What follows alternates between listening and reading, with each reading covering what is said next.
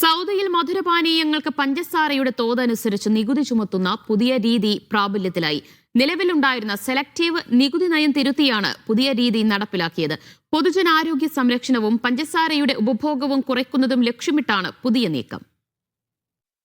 കഴിഞ്ഞ നവംബറിൽ വ്യവസായ ധാതുവിഭവ മന്ത്രി ബന്ദർ അൽ ഖുറൈഫ് പ്രഖ്യാപിച്ചതാണ് പുതിയ നികുതി നയം.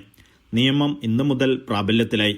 പഞ്ചസാരയുടെ അളവിനനുസരിച്ച് മധുരപാനീയങ്ങൾക്ക് പ്രത്യേക നികുതി ചുമത്താനും ഗ്യാസ് നിറച്ച സോഡാ പാനീയങ്ങളുടെ നികുതി പൂർണ്ണമായും ഒഴിവാക്കാനുമുള്ള സക്കാത്ത് ടാക്സ് ആൻഡ് കസ്റ്റംസ് അതോറിറ്റിയുടെ തീരുമാനം ഇതോടെ പ്രാബല്യത്തിലായി. മധുരപാനീയങ്ങളുടെ നികുതി പഞ്ചസാരയുടെ അളവിനനുസരിച്ച് 4 വിഭാഗങ്ങളായി തിരിച്ചാണ് തീരുമാനം. പഞ്ചസാരയല്ലാത്ത കൃത്രിമ മധുരം മാത്രം അടങ്ങിയ പാനീയങ്ങൾക്ക് നികുതിയില്ല. 100 മില്ലി ലിറ്ററിൽ 5 ഗ്രാമിൽ താഴെ പഞ്ചസാരയുള്ളവക്കും നികുതിയുണ്ടാകില്ല. 100 മില്ലി ലിറ്ററിൽ 5 മുതൽ 7.99 ഗ്രാം വരെ പഞ്ചസാരയുള്ളവക്ക് ലിറ്ററിന് 0.79 റിയാലും 100 മില്ലി ലിറ്ററിൽ 8 ഗ്രാമോ അതിലധികമോ പഞ്ചസാരയുള്ളവക്ക് ലിറ്ററിന് 1.09 റിയാലും നികുതിയായി ഈടാക്കും. ഉൽപാദകരോ ഇറക്കുമതിക്കാരോ നിശ്ചയിച്ച വിലയോ അതോറിറ്റി നിശ്ചയിക്കുന്ന അടിസ്ഥാന വിലയോ ഏതാണോ കൂടുതൽ അതിന്മേലായിരിക്കും നികുതി ഈടാക്കുക.